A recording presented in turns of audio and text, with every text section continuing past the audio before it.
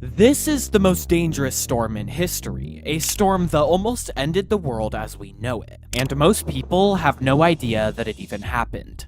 In the year 1970, in a small bay located off of India, the clouds rumbled with proof that a massive storm was about to hit. However, 800 miles north, the East Pakistanis go about their daily lives, completely unaware of the impending threat brewing in the distant waters. On November 8, 1970, a collection of slow, swirling clouds are detected deep into the Bengal Bay, proof that a mini-tropical storm is about to form. On November 9th, in a single day, this area undergoes a rapid change, a change into a full-fledged tropical storm. The beginning of a hurricane or cyclone is near. On November 10th, the storm strengthens, but a very distinct path is formed for the storm, a path that to the shock of those watching the radars was seen to be heading directly towards the coast of East Pakistan at an alarming speed. Finally, on November 11th, the storm intensified into the strongest class of a tropical storm, a severe cyclone. The cyclone moved towards land with no sign of stopping. However, most people near the bay would ignore the storm, because storms of this size are fairly common for the area. But unfortunately, completely unknown to everybody at the time, this once small collection of clouds was going to prove to be very different. It was going to prove to be much more effective at destruction. Known notoriously as the most deadly and destructive natural disaster in history, the bhola cyclone is a great example of what happens when a perfect storm hits the Earth.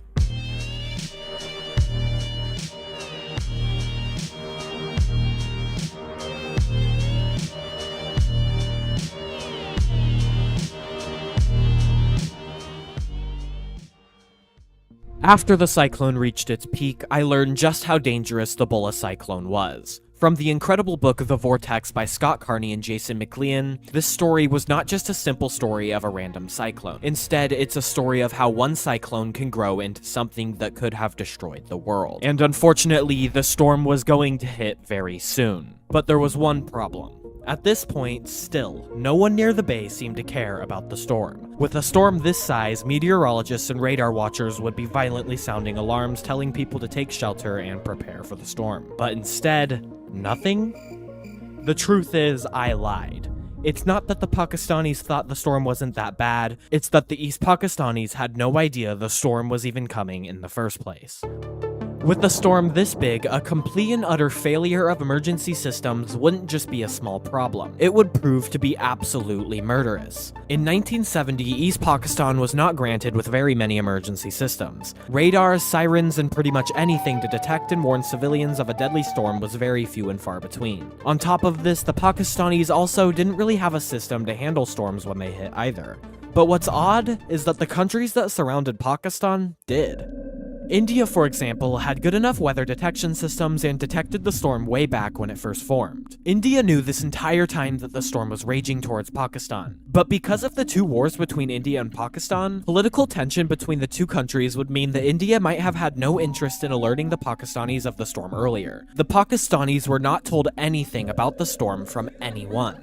Obviously, this would prove to be a massive problem for the East Pakistanis. Not being able to prepare for a storm like this and being hit without any protection is, to say the least, absolutely horrifying. But what if I told you that not knowing when the storm would hit would be the absolute least of their worries? Because around the time of November 12th, the dark night sky harbored the most dangerous part of this entire disaster: a full moon.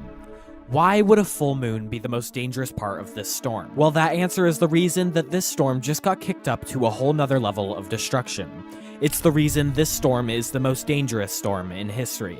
It's because of high tides. When the moon is full, the gravitational pull from the moon makes all tides roughly 20% higher. The tide is risen dramatically. But with the high tides already being dangerous and the water being significantly higher up on the shore, the bhola cyclone now has a huge destructive advantage, allowing the cyclone to literally drag the ocean and horrifyingly allow it to take over the land of East Pakistan. The bhola cyclone was about to hit at literally the worst possible time. However, the people would finally get some disaster warnings on the 12th. After realizing the true danger of this monstrous cyclone, the meteorologist department in Pakistan had finally issued a report and dispersed a radio message warning of the cyclone. But the meteorologist department had limited information, because their information came from central Pakistan. In central Pakistan, they had developed a new system to rate storms, a 1 to 4 scale, with 4 being the most dangerous. But back in East Pakistan, they were still using the old-fashioned 1 to 10 point scale, 10 being the most dangerous. So when the radio had transmitted in a few jumbled words, "Great dangers ahead, scale 4, the civilians were not only confused, but they shook it off, assuming 4 is nowhere near as bad as 10. But little did they know, 4 was catastrophic. But unfortunately, a simple radio message would not be enough to sway most residents. Most people wouldn't take the storm too seriously just from a simple radio message.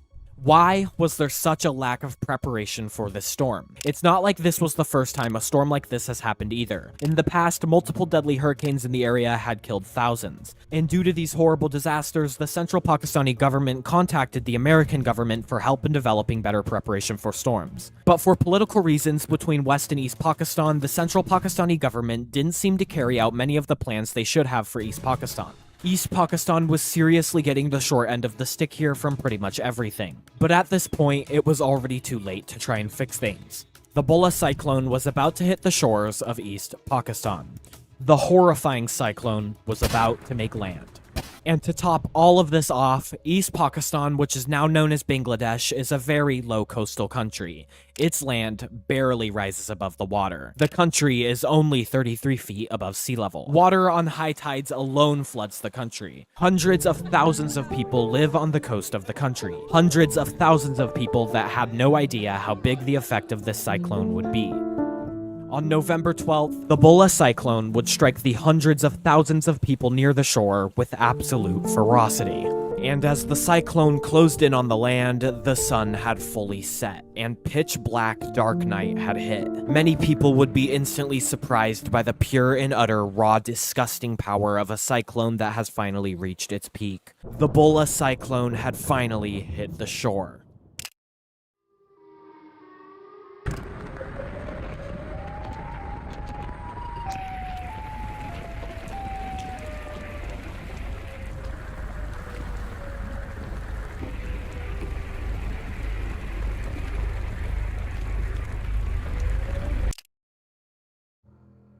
Rising waters, absurd winds, rain that stings like 1,000 needles, and a storm surge and flood upwards of 33 feet high in some areas. Houses are completely leveled. The floods and ocean reach the roofs of most houses, spelling pure and utter catastrophe for those involved anywhere near the shore.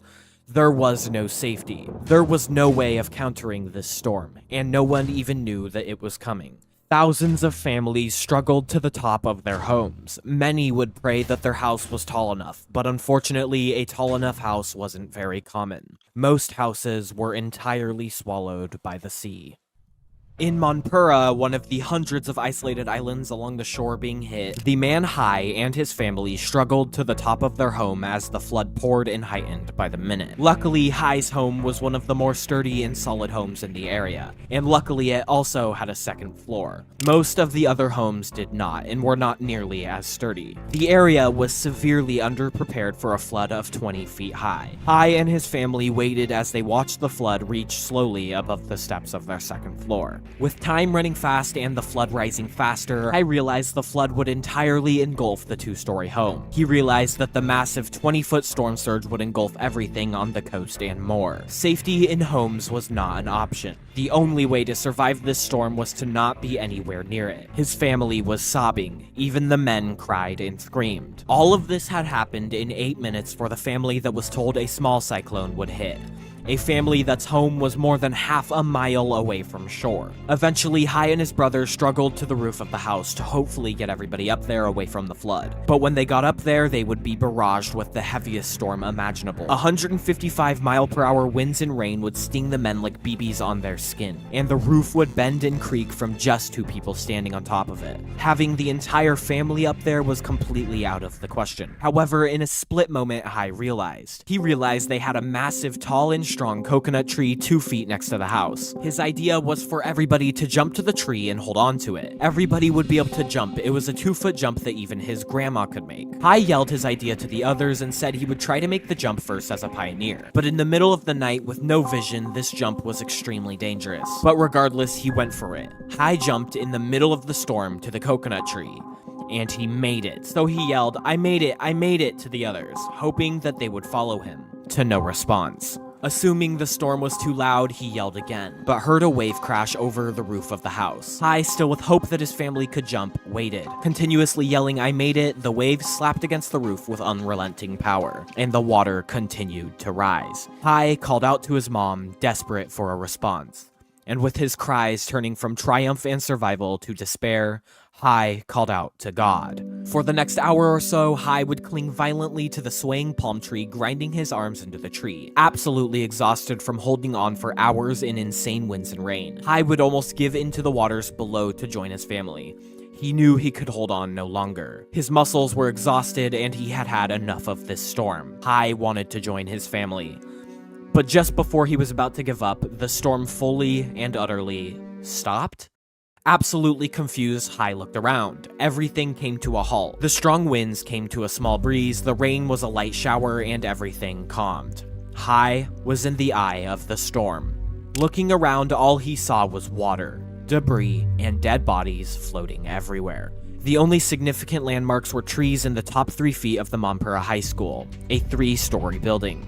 But Hai heard his uncle and aunt yelling for help trapped in their home, so he jumped into the flood and swam to their house. He got on top of the house and ripped a hole into the roof and helped them escape. He asked where everyone was, and his uncle yelled that they were all gone. But in true and utter annoyance and lack of care, the storm would not wait for Hai and his uncle to mourn the deaths of their family. Because somewhere far over the ocean, an angry growl presented itself over the sky. Like a group of diesel trucks starting up all at the same time, the storm had returned. Hai and his uncle and aunt all gripped tightly onto tall trees, and gusts of winds were hitting back at 150 miles per hour. They dug their scratched and cut arms into the tree's bark, holding on for dear life, and stayed there, in the winds and rain, gripping as hard as they could for the entire night. And at 4 in the morning, the cyclone's outer edges would pass Mampura, and Hai would plop down onto the faint bits of his roof that finally showed out of the water. He laid there, completely motionless, with the bodies of his entire family floating in the water below him. Hai had survived, but he was exhausted, broken, and all he wanted to do was die.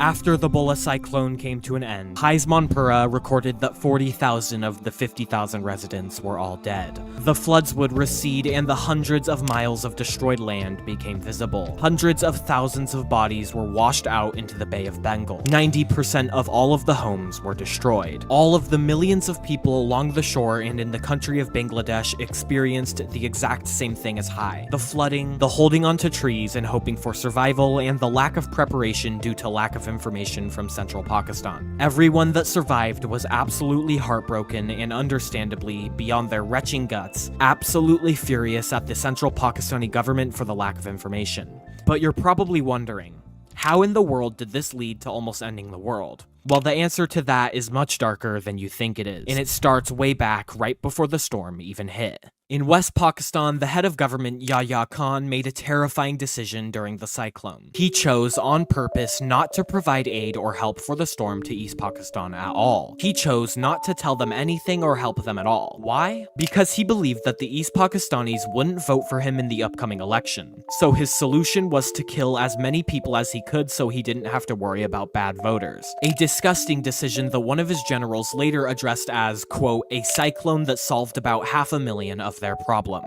Fortunately, this actually backfired very badly on Khan, leading everyone across East Pakistan to unite against him to vote for a man who actually did help in the disaster, Sheikh Mujibur Rahman. So how did Khan respond to this? Did he happily hand over the title of president? Nope, he actually decided to become a dictator. And to put very, very simply, instead, he jailed Mujib and started killing everyone in East Pakistan that didn't follow his orders. He started a mass genocide and said, quote, all we need to do is kill 3 million of them and the rest will eat out of our hands. So that's what he did. he started killing all Bengalis that went against him. Naturally, this started a full-fledged civil war between East and West Pakistan, with India, who did not like Pakistan, jumping in to help East Pakistan to take down West Pakistan and become their own country. However, if we're talking about countries jumping in here, the US also jumped in and supported their ally, Pakistan. Tensions soared very high with the US there, because the US sent out a warship to the Bay of Bengal. However, this was no ordinary warship. It was a nuclear warship. A nuclear warship capable of destruction close to 2,000 Hiroshima bombs. However, even worse, the Soviets, which were allied with India, came to play in the Bay of Bengal too, bringing their own nuclear warships to counter the US and protect India. This was a massive problem. We are literally looking at a full-fledged nuclear war here. Nukes in any sense of the word in this situation against two countries could start a full-fledged nuclear breakdown between their allies, and neither of the two countries would cooperate. The two inched towards each other, and the Soviets and Americans communicated to each other that they would set the whole world on fire if the other country did not back down. Neither of the two countries were backing down. It was literally a game of chicken at this point. They inched closer and closer to each other and came just about to the brink of each other setting off the bombs. The world was only maybe a day away from nuclear fallout. But out of nowhere, back in East Pakistan, the East Pakistani resistance force in the war won. They seized the main city Dhaka, which means that East Pakistan is now Bangladesh. The war was over. Luckily, this miracle would sway everyone involved with the war away from each other, and the US and Soviets left, just days before absolute annihilation. Finally, after everything the Bangladesh went through, it was all over. But unfortunately, this wouldn't be the end, because in reality, Bangladesh had just been hit by the world's biggest cyclone and then by a massive genocide. They had nothing to establish a country. No political figures, no money, and a broken land. They were left with essentially nothing to start their country. Nothing but a genocide and a cyclone's remains. What Bangladesh experienced in 1970 was nothing short of beyond horrifying. The lack of knowledge, the high tides, the storm surge and floods, and the lack of help from everybody. And overall, the entire isolation in their own disaster. The bhola cyclone really did hit at the worst possible time. And even to date, there has not been a single storm in history that has even come close to the death count and destructiveness of the bhola cyclone, because the land of Bangladesh was stripped entirely naked to its absolute core. It was entirely ripped apart by the cyclone. But perhaps, possibly, Bangladesh was not just a naked and broken land, but instead, possibly, it was a new land to grow upon.